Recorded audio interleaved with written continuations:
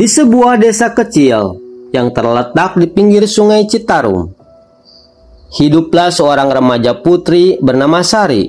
Ia adalah gadis polos yang ceria.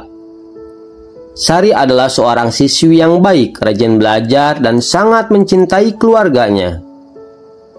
Namun, ada satu rahasia gelap yang hanya diketahui oleh dirinya dan pacarnya.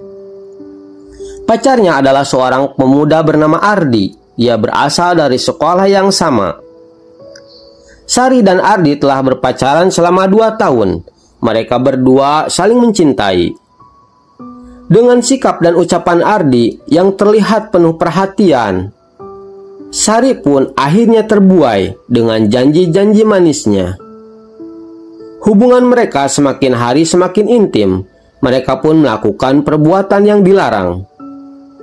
Meskipun mereka tahu bahwa itu salah, baik menurut norma agama dan masyarakat. Setelah beberapa minggu dari kejadian itu, Sari sering merasa mual dan pusing. Sari memutuskan untuk pergi ke dokter. Sari pun terkejut dan shock. Karena dari hasil pemeriksaan dokter menyatakan bahwa ia sedang hamil. Sari merasa seakan-akan dunia runtuh di atas kepalanya.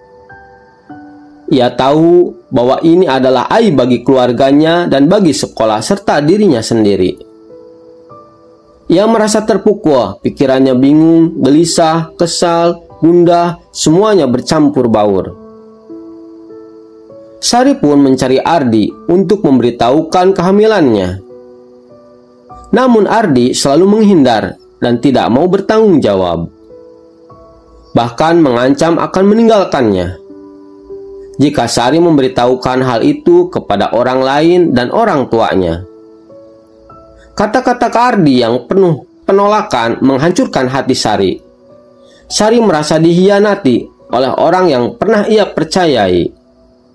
Di tengah kesulitan itu, Sari merasa tertekan oleh beban yang semakin besar. Ia tidak tahu harus berbuat apa. Keluarganya mendesak agar ia segera menikah, atau bahkan menggugurkan kandungannya, dan itu membuat Sari semakin tertekan. Tidak ada jalan keluar yang tampak baik baginya. Desa yang kecil itu mulai terasa seperti penjara. Melihat dari tatapan orang-orang di sekitar yang penuh dengan penghakiman. Pada suatu malam, dengan perasaan bingung, Sari pergi ke jembatan tua di sungai Citarum. Jembatan itu tempat yang sering ia kunjungi ketika ia melarikan diri dari tekanan dunia. Ia sering termenung di bawah cahaya rembulan, meratapi penderitaan hidup yang dia jalani. Air sungai yang deras mengalir di bawahnya seolah menggambarkan perasaan hatinya. Ia merasa tak ada jalan keluar, yang ada hanya gelap dan kehancuran.